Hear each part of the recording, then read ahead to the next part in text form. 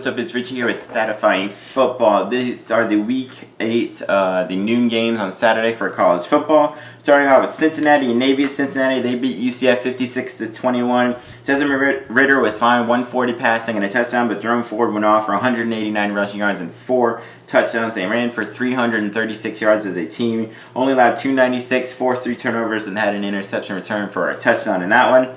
Navy, they lost to Memphis 35-17. Ty Lavate, 27 passing yards, a touchdown. They ran for 198 as a team.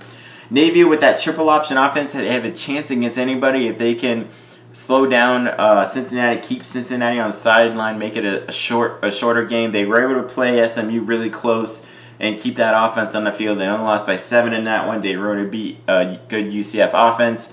I'm going to say Cincinnati should be able to get by pretty well, though. They just seem like a juggernaut this year. So I got Cincinnati winning that. Oklahoma and Kansas. Oklahoma, they beat TCU 52-31. Caleb Williams' first ever start, 295 passing, 4 touchdowns, plus 66 rushing yards and a touchdown on the ground. Kennedy Brooks ran for 153 yards and a touchdown. They put up 525 yards of offense. Kansas, they got destroyed by Texas Tech 41-14. Jason Bean, 80 yards passing and a pick. Miles Kendrick, he came in 48 passing yards, 2 touchdowns, and ran for 34 yards. I don't think this is going to be close. Oklahoma, they're favored by 38.5. They might win by that much. All right, Northwestern and Michigan. Northwestern had a nice win against Rutgers, 21-7. Ryan Helinski, 267 passing and 2 touchdowns. Stephon Robinson, 5 catches, 115 yards. Defensively, had 4 sacks in that game.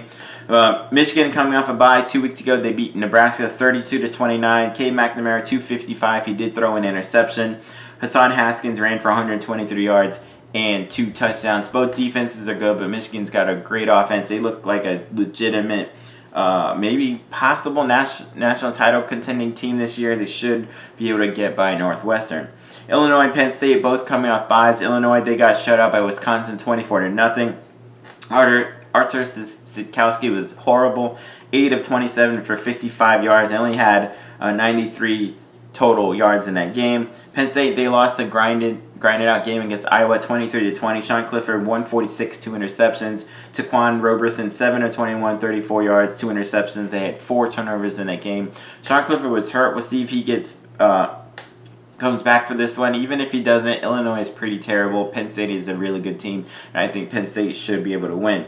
Are kind of an interesting non-conference game. Wake Forest and Army. Wake Forest is undefeated still. They're ranked. They're coming off a bye. They beat Syracuse a couple of weeks ago, 40-37. In overtime, Sam Hartman, 330 passing, 3 touchdown passes, plus 1 rushing. A.T. Perry, 3 catches, 137 yards. All 3 catches went for touchdowns. Jaquari Roberson, 9 catches, 135 yards. Army, on the flip side, they're 4-2. They just lost a close game to Wisconsin. They only lost 20-14. They ran for 179. They had 1 turnover late, and that's kind of what cost them the game. If Army can get their game going, running game going, and keep that Wake Forest high-powered offense on the sideline, they could make a game of it. I'm going to say Wake Forest wins, but Wake Forest, I'm putting them on upset alert. Our Arkansas Pine Bluff take on Arkansas. Arkansas lost to Auburn 38-23. KJ Jefferson, 228 passing, 2 touchdowns, plus 66 rushing yards. Treylon Burks, 9 catches, 109, and 2 touchdowns. They put 460 yards of offense. They should have no trouble beating Arkansas Pine Bluff. UMass and FSU, 2 terrible teams, both coming off byes. UMass, they did win their last game, the first one of the season, against UConn, 27-13. Ellis Merriweather ran for 171 yards and 2 touchdowns. Defensively, they forced 3 turnovers to win. Florida State, their last game was a win against North Carolina, 35-25. Jordan Travis was solid, 11 of 13, 145, 3 touchdowns, plus 121 rushing yards and 2 touchdowns. Florida State's pretty terrible this year, but they do have more talent than UMass. I think Florida State should have no trouble with that. All right, big game in the Big 12. Kansas State Wildcats and the Texas Tech Red Raiders. Kansas State, they lost to Iowa State 33-20.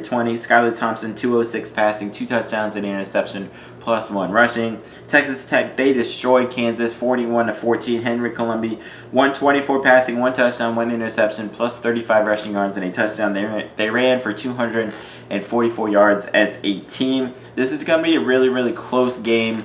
Texas Tech, they're 1 win away from bowl eligibility. Kansas State, though, they're 3-3. They're a solid team. They play the good teams pretty tough. These are evenly matched teams. Texas Tech is only favored by 1. I'm going to say they do win. They seem to have a pretty solid team this year. This may be one of their last chances, though, to get bowl eligible. They have a really tough slate, including Kansas State, but a tougher slate going forward. So I'm going to say Texas Tech, they get their 6 wins. Eastern Michigan and Bowling Green. Eastern Michigan lost to Ball State 38-31. Ben Bryant, 331 passing, a touchdown. He did throw 2 interceptions in that loss. Dylan Drummond, 7 catches, 105 yards, and a touchdown. Bowling Green, they lost to Northern Illinois 34-26. Matt McDonald, 16-41, not very good passing, 235 and a touchdown. He did run for 75 yards, though, in the game. Eastern Michigan and Bowling Green, I'm going to say, Bowling Green has looked really good, a lot better than normal this year. Eastern Michigan is 4-3. Like I said, they want it. This is the time of the year when teams are trying to get to bowl eligibility. They need to get to 6 wins. I think Eastern Michigan should be able to get past Bowling Green and get 1 win away from that 6. Northern Illinois and Central Michigan is a pretty big game. 5-2 Northern Illinois, 4-3 Central Michigan. Maybe it should be a big deal for Mac, who plays in the Mac title, all that kind of stuff. Northern Illinois, they beat Bowling Green 34-26. This is really about the running game. Rocky Lombardi only had 38 passing yards and a touchdown. He did run for 1. But Jay Ducker went off for 210 rushing yards, and they had a kick return for a touchdown in their win. Central Michigan, they beat Toledo 26-23 in overtime. Daniel Richardson, 172 passing, 2 touchdowns. Lou Nichols, 134 rushing, plus 7 catches for 39 yards and a touchdown. Khalil Pimpleton, 6 catches, 103 yards. Defensively, they had 7 sacks in that game. This is going to be a close game. This could be possibly a high-scoring game. But I'm going to go with Northern Illinois and their running game and their defense to win that one. Central Michigan's kind of been sort of inconsistent. They look really good one game, not good the next. Northern Illinois has been pretty solid all the way through. So I'll go Northern Illinois. Syracuse and Virginia Tech. Syracuse, they lost to Clemson 17-14. One of the best kickers in the nation, Andre Smith, missed a last-second field goal that would have tied it.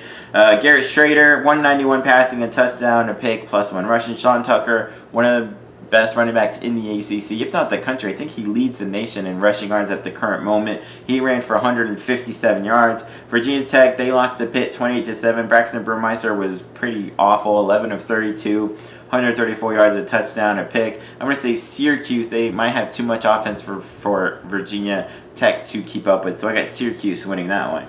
Kent State and Ohio. Kent State, they got demolished by Western Michigan 64-31. Now, it was a weird game. They were only down 23-16 at halftime and then allowed Western Michigan to go off in the second half. Dustin Crum, 210 passing, 2 touchdowns, plus 1 rushing.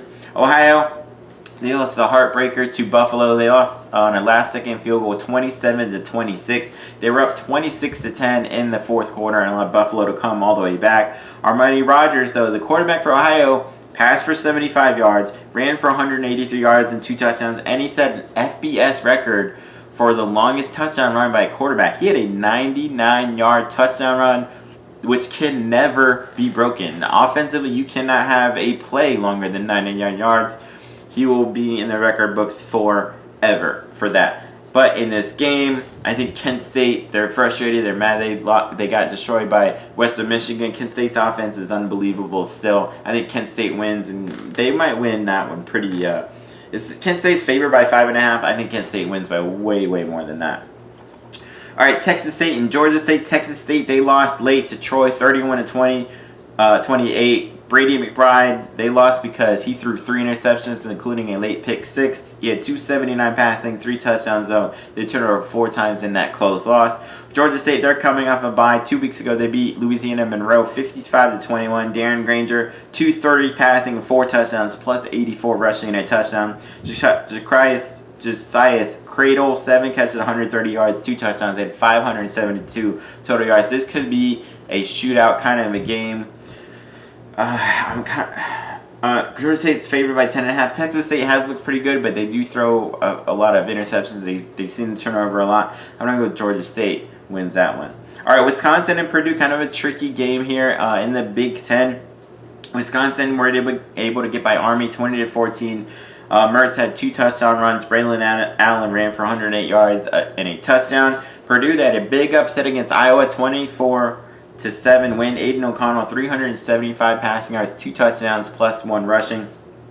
David Bell, one of the best receivers in the nation, 11 catches, 240 yards, a touchdown. They had 4 sacks and 4 turnovers defensively. Wisconsin is one of the, if not the best defense in the country. Purdue's one of the better passing offenses in the country. They're coming off a big win against Iowa. They got themselves ranked. I'm kind of leaning to Wisconsin to get that one. I'll go Purdue just because Wisconsin offense, their offense leaves a lot to be desired. And Wisconsin is actually favored that one. I'm putting Purdue on huge upset alert, but I'll go with Purdue to win. All right, those are the noon games. Check out my other videos later. Peace.